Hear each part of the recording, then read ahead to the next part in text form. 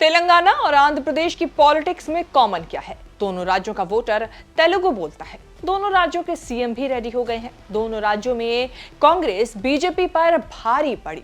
Regional पार्टियां BRS और YSR-CP दोनों पार्टियों ने कभी बीजेपी या कांग्रेस के अलायंस में शामिल नहीं हुई। दोनों राज्यों में बीजेपी बहुत जोर लगाकर भी पावरफुल नहीं बनी। नया ये हुआ कि बरसों के इंतजार के बाद कांग्रेस ने तेलंगाना में जोरदार वापसी करके खेल पलट दिया। अब अनुमान है कि इसका असर आंध्र प्रदेश के चुनावों पर भी पड़ सकता है। आंध्र प्रदेश में जगन मोहन रेड्डी का एक छत्र राज्य चलता है। कांग्रेस, टीडीपी, बीजेपी तीनों के पास जगन मोहन की काट नहीं है। जगन कांग्रेस से तो डिस्टेंस पॉलिटिक्स करते हैं, लेकिन केंद्र में बीजेपी की सरकार होने से फ्रेंडली रिलेशन करते हैं। पीएम मोदी से भी उनकी बढ़िया बनती है। तेलंगाना में खेल पलटने के बाद जगन मोहन रेड्डी की पॉलिटिक्स ने भी बड़ा यू टर्न लिया है। तेलंगाना जीतने पर सोशल मीडिया एक्स पर जगन मोहन रेड्डी ने कांग्रेस को बधाई दे दी। हालांकि उन्होंने ऐसी ही बधाई बीजेपी को भी मध्य प्रदेश, राजस्थान और छत्तीसगढ़ जीतने पर दी। बीजेपी को जगन की बधाई कर्टसी कॉल हो सकती है, लेकिन कांग्रेस को बधाई इसीलिए अहम है क्योंकि तेलंगाना के बाद दक्षिण में कांग्रेस का अगला निशाना आंध्र प्रदेश होगा। पुराने कांग्रेसी जगन मोहन कांग्रेस के ही सताए हुए हैं। कांग्रेस से बदले वाली पॉलिटिक्स से ही पूरा आंध्र प्रदेश कंट्रोल करते हैं। हैदराबाद के एलबी स्टेडियम में रेवंत रेड्डी ने शपथ समारोह के लिए जगन मोहन रेड्डी को भी बुलाया है।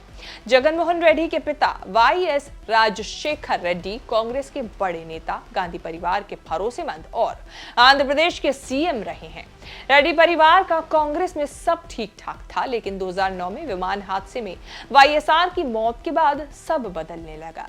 जगन मोहन को पिता की राजनीतिक विरासत नहीं मिली। कहा जाता है कि सोनिया राहुल गांधी ने जगन मोहन रेड्डी को आंध्र प्रदेश का सीएम नहीं बनाया। गुस्साए जगन मोहन और उनकी मां विजयम्मा ने लोकसभा सदस्यता छोड़कर राजनीतिक जमीन बनाने निकल पड़े। इसी से बनी वाईएसआर कांग्रेस पार्टी।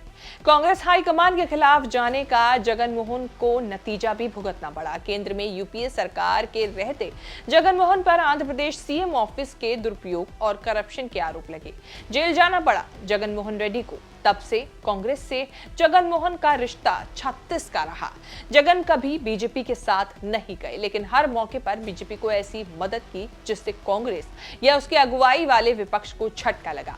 2022 में जो भारत जोड़ो यात्रा के साथ किया, वही 2017 में जगन मोहन रेड्डी ने किया था। आंध्र प्रदेश में पिता की विरासत पाने के लिए जगन 3000 किलोमीटर की प्रजा संकल्प पद यात्रा पर निकले थे। 125 असेंबली सीटों से गुजरती हुई पदयात्रा 430 दिन बाद 2019 के चुनावों से ठीक पहले थमी। उसी पदयात्रा की बदौलत उन्होंने कांग्रेस, टीडीपी, बीजेपी सबको पीछे छोड़ते हुए 2019 के लोकसभा और विधानसभा चुनावों में जीत दर्ज की। जगन की पार्टी वाईएसआर के पास आंध्र प्रदेश की सरकार है। लोकसभा में 22 और राज्यसभा में 9 सांसद हैं। 6 महीने में कांग्रेस ने दूसरा राज्य जीतकर दक्षिण में डंका पीटा है, जो जगन मोहन रेड्डी के लिए किसी खतरे से कम नहीं है। राहुल की जिस भारत जोड़ो यात्रा से तेलंगाना में कांग्रेस का कायाकल्प हुआ, वही यात्रा आंध्र प्रदेश में भी निकली थी।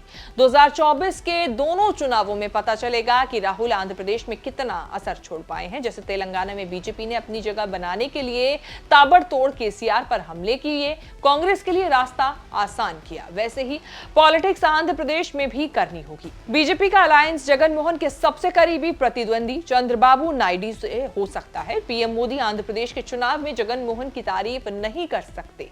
अपनी अपनी जगह बनाने के लिए कांग्रेस, बीजेपी, चंद्रबाबू नायडू सबके निशाने पर है। सिर्फ और सिर्फ जगन मोहन होंगे। थोड़ी थोड़ी संभावना बन रही है कि बीजेपी का चंद्रबाबू नायडू के साथ अलायंस हो जाएगा। चंद्रबाबू के गहरे दोस्त पवन कल्याण की जनसेना पार्टी के साथ बीजेपी का अलायंस पहले से चल रहा है। जैसे ही बीजेपी और नायडू के नजदीक होने की चर्चा शुरू हुई, वैसे ही जगन मोहन ने करप्शन के आरोप में चंद्रबाबू नायडू को जेल भिजवा दिया। जेल में होने के कारण चंद्रबाबू को तेलंगाना में चुनाव लड़ने का इरादा छोड़ना पड़ा। हालांकि अब चंद्रबाबू जमानत पर बाहर है। अब आगे देखना होगा कि जगन मोहन रेड्डी 2024 के लोकसभा चुनावों में कांग्रेस या बीजेपी के किस तरीके से काम आ सकते हैं, या दोनों ही पार्टियां उन पर भारी पड़ने वाली हैं।